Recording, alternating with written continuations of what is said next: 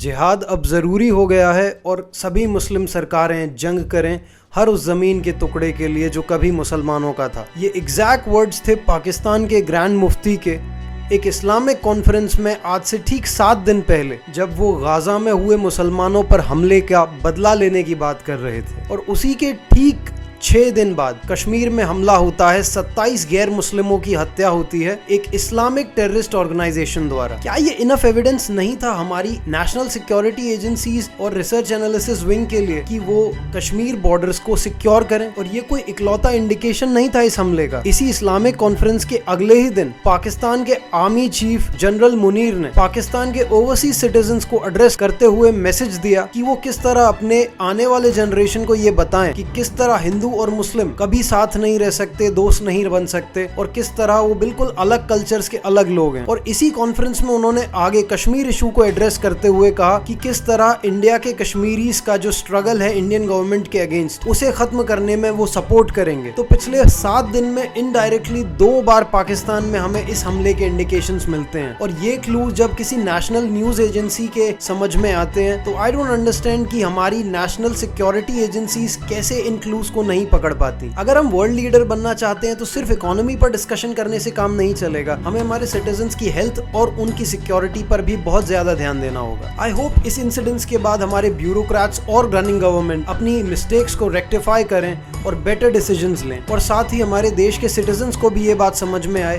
कि डेमोक्रेसी में क्यों अपनी रनिंग गवर्नमेंट को क्रिटिसाइज करना जरूरी है, ताकि वो गवर्नमेंट अपने चेक्स एंड बैलेंसेस मेंटेन करती रहे।